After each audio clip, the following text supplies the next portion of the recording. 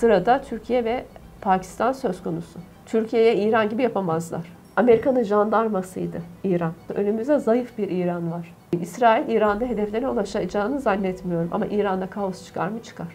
Türkiye'de bazı muhalif partiler ne diyorlar? Bizim Suriye'de, Irak'ta ne işimiz var? Bizim Orta Doğu bataklığında, Arap dünyasında ne işimiz var diyorlar.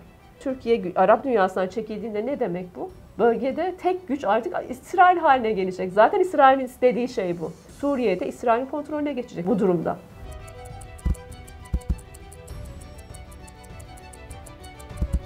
Şimdi coğrafyanın İran bölümünde İsrail'in İran'a kendini vurdurmak isteyip ardından İran'ın nükleer tesislerini Amerika'ya vurdurtmak istediğini öngörmüştünüz. Evet.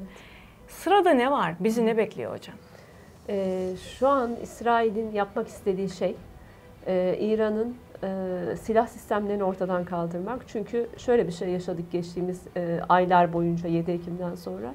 İsrail bölgede önce devlet dışı aktörleri saf dışı bırakmaya çalıştı.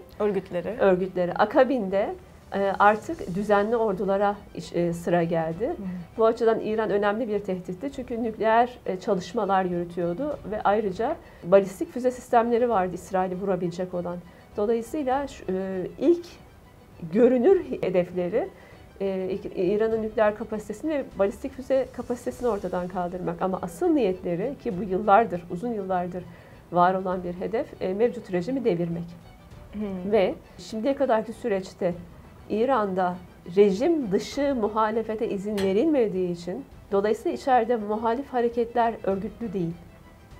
Geriye kim var alternatif olarak? Yurt dışındakiler. Birincisi Halkın Mücahitleri Örgütü. Diğeri de Şah rejimi. 1979'da devrilen Şah rejimi.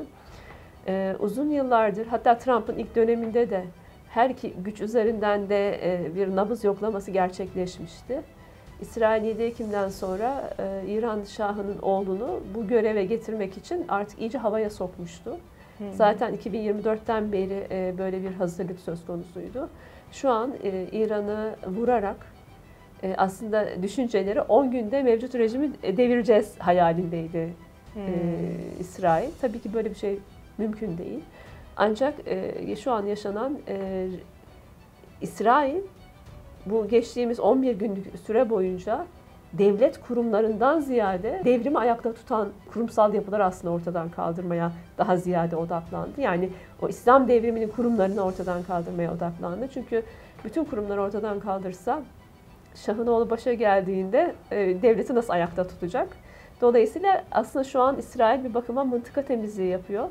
Bu mıntıka temizliğiyle Amerika'nın saldırmasının önünü açtı hem. İkincisi de işte Şah'ın oğlu başa geldiğinde rahat tutunabileceği şekilde İran'daki güç odaklarını ortadan kaldırmaya çalışıyor şu anda. Ama şunu da bilmek gerekiyor. İsrail'in hedefi Şah'ın oğluna bir ve bütün bir İran bırakmak değil. Çünkü İsrail'in 7 Ekim'den sonra hedefi Orta Doğu'da yeni bir bölgesel düzeni savaş üzerinden kurmak. Daha önce İbrahim mutabakatları üzerinden, barış üzerinden yeni bir bölgesel düzen kurma hayalindeydi. Suud'la da barıştığında bu hayale erişecekti. Tam da Suud'la barışmanın arifesinde Hamas bir 7 Ekim operasyonunu yaparak bunu engelledi. Çünkü neden? İsrail'in o barış üzerinden kuracağı İbrahim mutabakatları olan düzende Filistinler pahasına, Filistinler yok sayılarak kurulmakta olan bir düzendi bu. 7 Ekim'den sonra İsrail bölgeyi savaşla yeniden şekillendirmeye karar verdi. Ve yeni bölgesel düzenle kendini tek bölgesel hegemon yapma hedefinde. İsrail küçücük bir devlettir. Nüfusu da azdır. Evet. Bölgesel hegemon olacaksa kocaman devletler varken bunu gerçekleştiremez. Dolayısıyla önündeki önemli engellerden bir tanesi olan İran var. 90 milyon nüfusu var evet, İran'ın zaten. Ve dünyanın en büyük ülkelerinden bir tanesi. Devasa bir coğrafya. Bunu da etnik temelde bölmeye niyetinde. İsrail'in şimdiki hedefi aynı zamanda şu, içeride isyan çıkarttırmak. Şöyle düşünün, sadece orduyu saf dışı bırakmıyor, içerideki emniyet teşkilatlarını da İsrail saf dışı bırakıyor. Hava kuvvetlerini İran'ın saf dışı bırakıyor. Şimdi şöyle düşünün, İran'ın hava kuvveti ve hava sahasını İsrail kontrol ediyor. Yani mesela İran'ın Beluçların yaşadığı Doğu bölgesinde veya Kürtlerin yaşadığı Batı bölgesinde Kürt veya Beluç halklar ayaklandığında İran'ın buraya emniyet güçlerini seferber etmesi lazım ve burada hava yolunu kullanacak çünkü çok geniş bir coğrafya. Ama İsrail onun o kapasitesini ortadan kaldırmaya çalışıyor şu anda. Dolayısıyla bu tip hedefleri var. Gerçekleştirebilir mi? Çok zor. Çünkü İran, İsrail'i yutamayacağı kadar büyük bir coğrafya. İkincisi, evet, rejime muhalif çok fazla insan vardı. Tam da bu yüzden Mossad'la işbirliği yapıyorlardı. Neden? Çünkü bu rejimi devirmenin başka bir yolu yoktu. Evet, içeride çok muhalifler var ama İsrail saldırmaya başladığında şunu gördüler, bu başka bir şey artık. Devleti yok etmeye çalışan bir İsrail olduğunu görüyorlar artık. Yani rejimden nefret eden halklarda çoğu artık rejimin etrafında kenetlenmek zorunda hissediyor kendisini. Şunu hiç unutmamak lazım, rejim muhaliflerinin birçoğu yurt dışında. Ve yurt dışındaki İran diasporası içeriğiyle bağlantısı kopuk. İçerinin gerçeklerinden habersizler ve İsrail, Amerika ile iş tutarak yeniden ülkeye geri dönme hayallerini kuruyorlar. Ama onların hayallerindeki gibi olmuyor bu işler. Şimdiye kadar neydi? 2024 yılı boyunca İran hep uzlaşmacı gitti. Bölgedeki en değerli aktörlerini yitirdiği halde tırmandırmadı çatışmayı. Çünkü biliyordu kaybedeceği çok şey var. Ki şu an savaşta görüyoruz çok şey kaybediyor.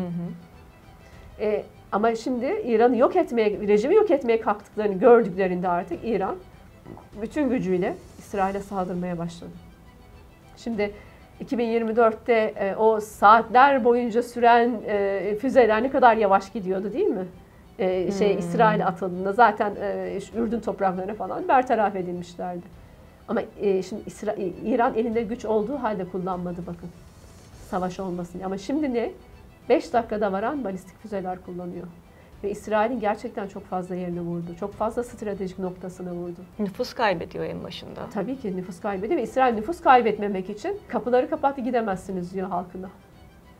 Ve en önemli şey İsrail hem Gazze Savaşı'nda hem İran Savaşı kayıplarını gizliyor. Acayip bir askeri sansür var. Askeri sansürden geçen ölümler ve zayiatlar halka duyuruluyor. İsrail geri adım atabilir ama bu oyunun bittiği anlamına gelmez. Size şöyle bir örnek vereyim.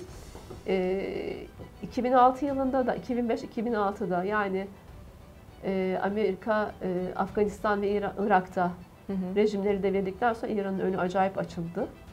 Ve Amerika'nın bir sonraki hedefi Suriye ve İran rejimlerini devirmekti. Bunu gerçekleştirmek için de ilk yapması gereken şey İsrail'in sınırındaki Hizbullah'ı yok etmekti. 2006'da 33 gün süren bir savaş yaşandı. Hizbullah-İsrail arasında. Bu aslında bir Amerikan-İran savaşıydı. Bu savaşta İsrail 120 askerini kaybedip geri çekildi. Ve o bölgeyi Irak'tan sonra dizayn etmeye devam etme projesi ortadan kalktı. Ama kalktı mı? Hayır, ertelendi. Biz ne görüyoruz? 2006'da başarısız oldular. Ama 2024'te aynı politikayı sürdürdüler. Hizbullah'ı bertaraf ettiler önce, sonra sıra İran'a geldi. Yani bakın bir politikayı bir dönem içinde gerçekleştirememiş olmaları onların pes ettiği ve bir daha asla yani düşünmeyecekleri anlamına gelmiyor. Sadece rafa kalkıyor. Şartlar elverişli hale geldiğinde yeniden kullanmak üzere. Şunu söyleyeyim, İsrail İran'da hedeflerine ulaşacağını zannetmiyorum ama İran'da kaos çıkar mı? Çıkar. Yani bundan sonraki süreçte biz İran'da daha kaotik bir yapı göreceğiz. Çünkü artık rejim eski gücünde değil. Eski silah sistemlerine sahip değil. Rejimin beynini zaten o askeri güvenlik erkanının üst düzeyleri zaten ortadan kaldırdı. Silah sistemlerini yok etmeye çalışıyor. Ve içeride insanları ayaklandırmaya çalışıyor. Yani kolay bir süreçle karşılaşmayacak bundan sonra İran. Şöyle söyleyebiliriz, 1800'lerden itibaren İran'ın gerçekten daha bağımsız hale geldiği tek dönem o İran İslam Cumhuriyeti dönemi diyebiliriz. İran İslam devriminden evvelki süreçte Amerika'nın jandarmasıydı İran. Böyle anılırdı. Ve Amerika nükleer silahlar dışında bütün yeni ürettiği silahların hepsini Şah rejimine verirdi. Adeta dükkan senin der. Yani onun petrol gelirleri yüksek. O paralar Amerika'dan gelişmiş silah alımına aktarılır, ayrılırdı. Evet. Bir parantez daha açalım. İran'ın jeopolitiği neden çok önemli? Dünyanın en önemli jeopolitiklerinden birine sahiptir coğrafya açısından. Çünkü Orta Doğu'da 2 petrol ve doğalgaz alanı var. Birincisi Hazar Denizi ve çevresinde kuzeyde, ikincisi Körfez, Basra Körfezi ve çevresinde. Her ikisine de komşu olan tek ülke İran. Kıyıdaş olan ve her iki tarafta da kaynakları olan tek ülke İran. Dolayısıyla yani ama tabii ki ne var? Problem ne? 1979'dan bu yana hiç bitmeyen yaptırımlarla, ambargolarla boğuşuyor.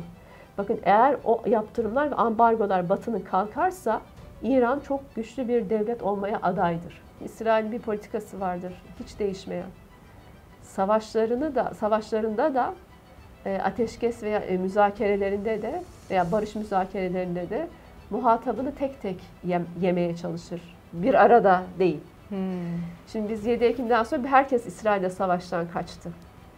Gazze'ye dönüşmeyelim diye devletler. Ama İsrail ne yapıyor? Tek tek çekiyor. Yani önce mesela Gazze'yi yaparken Hizbullah'a geçti. Hizbullah'ı bertaraf etti. Sonra mesela Ocak ayında Gazze ile 2 aylık bir ateşkes süreci başlarken hemen Batı Şeria'da işgale başladı İsrail. Batı Şeria'daki kampları, mülteci kamplarını yıkmaya başladı. 40 bin kişiyi evsiz bıraktı vesaire. Sonra yeniden Gazze Savaşı'na döndü ve bu süreçte yeniden İran'a gitti. Yani bu savaş İsrail bölge ülkelerini ve bölge halklarını tamamen boyun eğdirene kadar Netanyahu'nun böyle bir hayali var, savaşı yayma diye. Ama şunu görüyoruz, İran'a da sıra geldi bir ortamda. Geçmişte İran'la hasmane ilişkileri olan devletlerde artık sıranın kendine geleceğini gördüğü için eski husumetleri bırakıp İran'la destek vermeye başladılar. Mesela Pakistan. Pakistan İran'la ilişkisi geçmişten beri iyi değildir ama İran'ın nükleer kapasitesi ortadan kaldırıldıktan sonra sıra Pakistan'ın nükleer kapasitesinin ortadan kaldırılmasına gelecek. Bu çok aşikar. Keza İran bölgede güçsüzleştirildiği bir süreçte geriye tek güçlü ordusu olan ülke Türkiye kalacak. Ve kendi silah sistemlerini üretmeye çalışıp Batı'dan hani o silah bağımlılığını azaltmaya çalışan bir ülke olarak geriye Türkiye kalacak. Dolayısıyla yani sırada Türkiye ve Pakistan söz konusu. Ama şunu da söyleyeyim, Türkiye'ye İran gibi yapamazlar. Çünkü Türkiye Batı sisteminin ve NATO sisteminin içerisinde. Ama ne yapacaklar? Suikast, sabotajlar, yani askeri güvenlik şeylerine sabotajlar yaparlar. Ve Türkiye'de bir demokratik seçim sistemi var malumunuz. Dolayısıyla yani mevcut yönetimi değiştirdiğinde İsrail hedeflerine önemli ölçüde ulaşabilmesinin önü açılacak. Nedir bu hedefler? Bir kere Türkiye'de bazı muhalif partiler ne diyorlar? Bizim Suriye'de, Irak'ta ne işimiz var? Bizim Orta Doğu bataklığında, Arap dünyasında ne işimiz var diyorlar. Ve bu hayallerini gerçekleştirdiklerinin iktidar olduğunda Türkiye Arap dünyasından çekildiğinde ne demek bu? Bölgede tek güç artık İsrail haline gelecek. Zaten İsrail'in istediği şey bu. Yani Türkiye'yi Orta Doğu'daki iddialarından soyutladıklarında, Türkiye'yi kendi sınırlar içine hapsettiklerinde Suriye'de İsrail'in kontrolüne geçecek bu durumda. Böyle diyebiliriz. Dolayısıyla Türkiye İsrail'in baş edebileceği bir ülke değil.